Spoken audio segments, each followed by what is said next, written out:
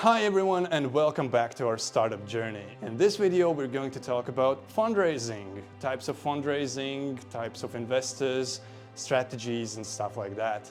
Later today we also have a meeting with a business consultant and a potential investor, so keep watching to see how that goes. All businesses start with an idea, and when you have an idea you need venture capital to bring this idea to life. Here in Latvia we have three main ways to get funding. Number one, loans. They are basically bank credits and other types of loans, and we do not want to go down that rabbit hole. So second option, private investors. Those are individuals or businesses that want to voluntarily invest in your idea.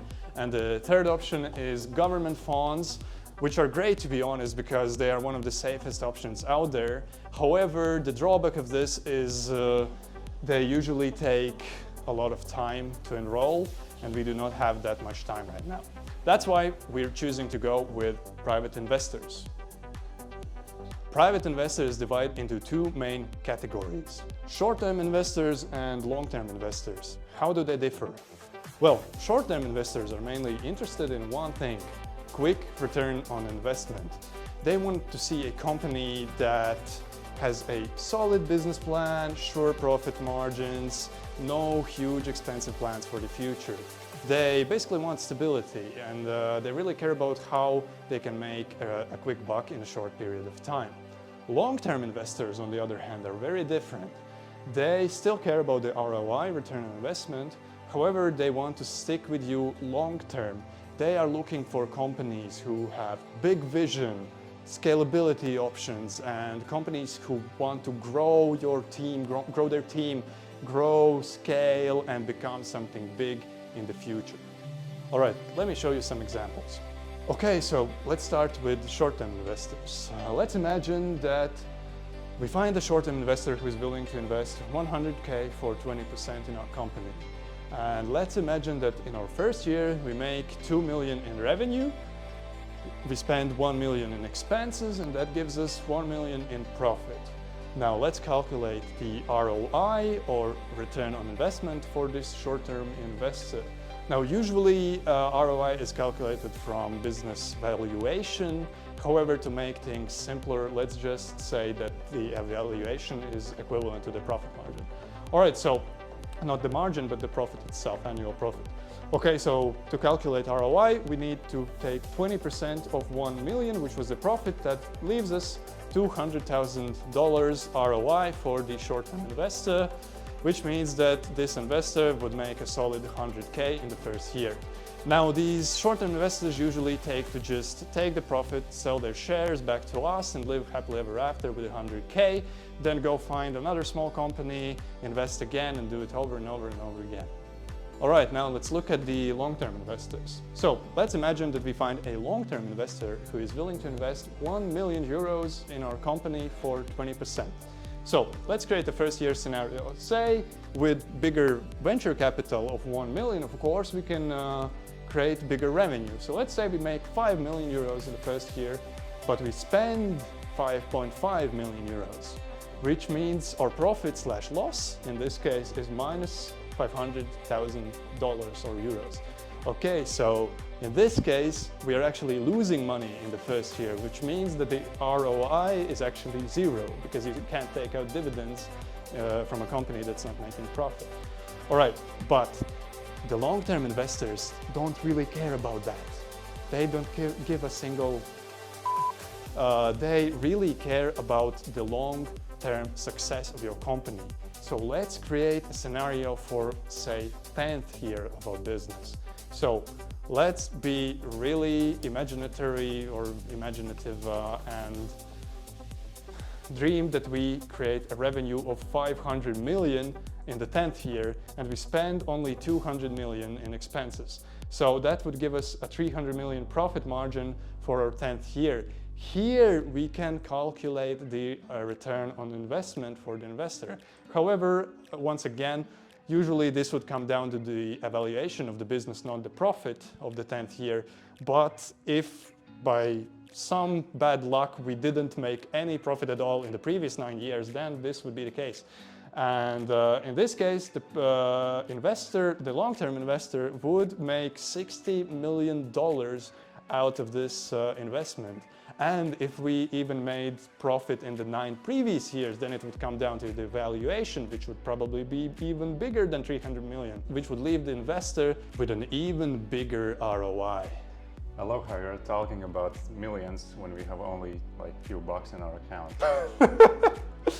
Well, we have bought some more office supplies, specifically a carpet for chair and a new table or desk, because a new programmer is joining our team and he needs somewhere to sit and do the work. How the hell am I gonna carry all this?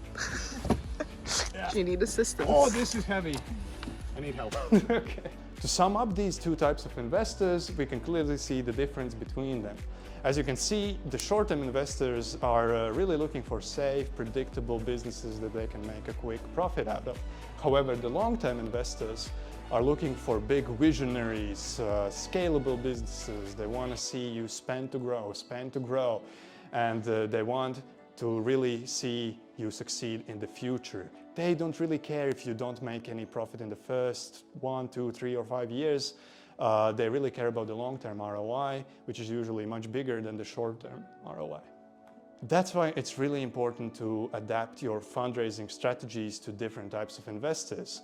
If you're going for a short-term investor, you have to adapt your business model, your vision, and your finance plan for each investor, short-term or long-term.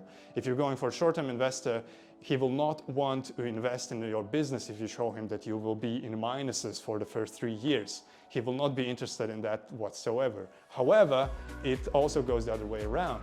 If you go to a long-term investor and show him your small family business that is surely going to make 300K profit in the first year with a small investment, he's just going to laugh. It's not for him. He wants to invest in a big company that has huge, big visions and plans for the future. They really want to see you succeed and grow into something huge in the future. I can also give you an example from experience. Last week, I went to a business consultant to whom we're all actually going today as well, and he gave me a really cool concept. He said, do you want to be rich or do you want to be king? If you want to be king, build something small and be king. If you want to be rich, sell your shares to investors, reinvest your profit in growth, and be rich. You know, first meeting I had with him, I actually showed him a finance plan for short-term investors. I think I showed him something about 500,000 euros in revenue first year, and he said, Carlos, listen, with your kinds of projects, what you're showing me looks like a small family business with a purpose of buying a new car at the end of the year. He said you need to figure out what you're building. What is your vision? Are you a family business or are you a world conqueror? Which one are you? He said, if you're a world conqueror and you're trying to build something big, then this is not the Excel for that. He said, Carlos, crank up the numbers. Those are rookie numbers. I'm gonna pump those numbers up. Those are rookie numbers in this racket. Find more expenses, team development, servers, anything. You need to impress your investors and show them that you are willing to reinvest your profits in growth. What I found really interesting actually and surprising is that he said that the serious investors will actually not like you if you show them that you will be profitable in your first year. Why? Because that gives them an impression that you are not willing to reinvest your money. That gives them an impression that you're just trying to buy a new car or a new house or something, yeah? Get it? They do not want to see that. What they want to see is that you're willing to reinvest, spend to grow, as I said. They will like you much more if you show them your finance plan where they see big expenses and team development, growth, servers, personal, everything. They want to see you scale, they want to see you grow. That's how you land the big players, the serious investors.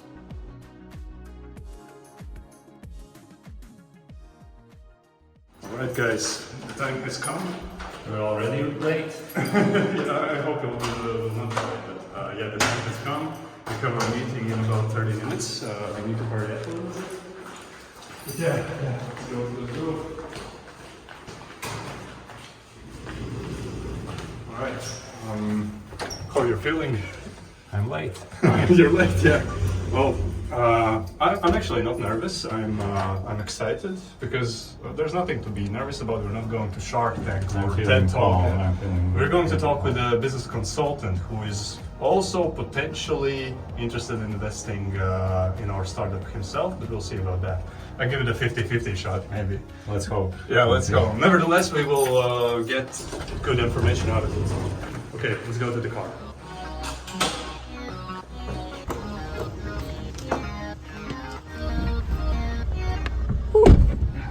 We're going to Riga Central District, to Riga Business School, where we have our meeting now in about 30 minutes. Yeah, I hope we can get there in 30 minutes. But yeah, let's hope. Let's go. All right, guys, we have a little bit of a problem. We are in a traffic jam, and we're getting late. I hope we make it. I really do hope we make it. Yeah, well, the thing is that, well, it's, yeah, the roads are not great in Latvia, by the way. But yeah, well, the thing is that originally our meeting was scheduled for 4:30 p.m. But shortly before, the consultant asked us if we can come half an hour earlier, and we said, yeah, sure. And now we are going, but there is this huge traffic, and yeah, it's sketchy. I don't think we'll make it to 4. I think we'll be late, but I hope it's okay. Right now it shows that we'll be there about 5 minutes late, but I don't know if we. I don't trust this app. Yeah, we'll probably get more traffic on the way, so I don't know. Another problem is that we don't have an AC in this car, and this heat outside it's making people nervous. That's why we're kind of on edge. But yeah, I hope it will be cooler inside the building. It's 33 degrees outside. 33. Oh my God. And the humidity is also very high, so it's just bad. Oh.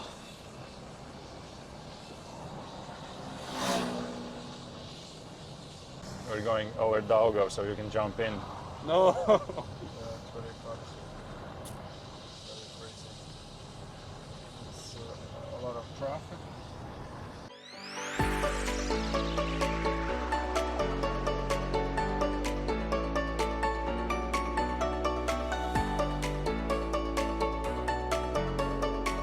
Hello.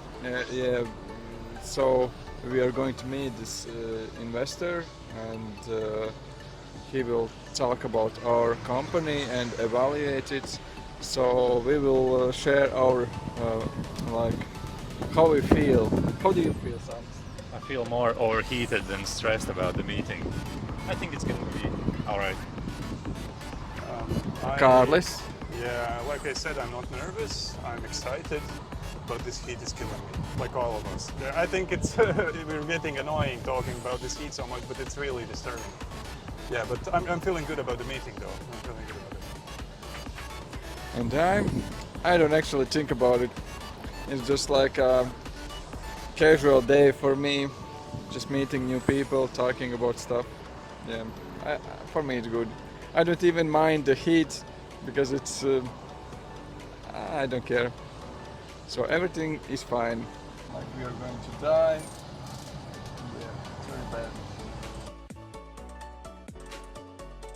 Yeah, this is why I like riding motorcycles to work and everywhere if I can, because as you can see, we are sitting still, and with my little bike, I can just go right through it and be everywhere in time, basically. And also another interesting thing Sandis mentioned right now is he believes if people had higher reaction speeds sitting in the traffic jams, then the traffic would be lighter, because imagine if every person has a delay of like 3 to 5 seconds until it starts to drive, then it has like a chain effect to the whole traffic. That's why it's really slow. But yeah, motorcycles are the way to go. My idea would be if every car model would be the same, and they would click or join like a snake, and if they go in straight line, they would be like a snake and try, and then they depart and go somewhere else. That's a cool concept, actually. Interesting concept. Yeah, that would be, I think, much better than this oil. Yeah.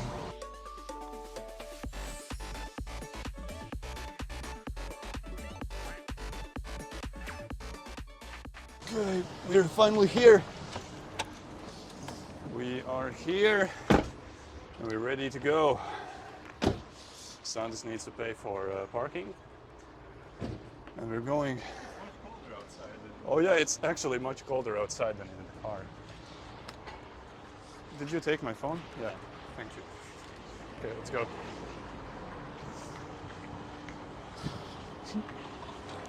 Exciting, exciting.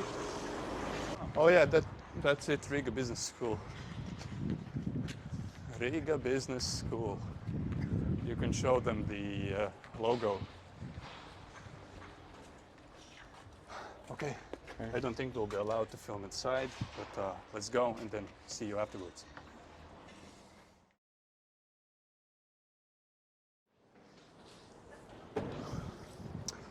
All right, the meeting is over. Wait, there's too many people around. Let's go somewhere. Yeah, well, it went great. Actually, a lot of valuable information from the consultant. And my mom knows him, so that's why we're kind of friendly with him and stuff. But yeah, a lot of valuable information. I can tell you right away, we did not get money from him right away, but that's okay, because he is going to introduce us to lots of rich and powerful people.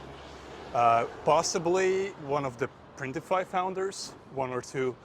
Fun fact, by the way, Printful and Printify both come from Latvia. They have originally been founded here in Latvia with Latvian founders. So it will not be hard for us to reach them. And they are, you have definitely heard Printful or Printify. They're massive companies, the founders are very rich, and we can get their contacts, which is amazing. And they're not the only ones. Yeah, it's kind of busy here in Riga Central District. But yeah, the meeting went great. We need to polish our presentation, our PowerPoint slides, and we also need to work on our pitch, which the consultant gave us a few tips on how to do that. So yeah, now we're getting back, and we'll see what follows. Yeah, to sum up our trip and our experience in the meeting, we learned a very valuable lesson on how to deal with investors and what to expect. And one of the most important things we learned is contacts are very important, of course, and we will get contacts from the business consultant, so that will help us a lot. But then there's another thing. He said, be prepared to go to 5, 10, 15, maybe 20 meetings and be prepared to hear no. But when you hear the no from an investor, you should always ask, okay, that's okay, I can take no for an answer, but can you please explain why? What are the factors that lead to you saying no? What do you not like? And that is the most valuable information you can get out of an investor, because that gives you real insight into what you can improve in the product. And that's exactly what we're planning to do. I'm going to try to arrange various meetings with multiple investors. And when we hear no, I'm always going to ask why. And hopefully they will give us valuable insight on what we're doing wrong or what we could improve in the future. And that could help us a lot.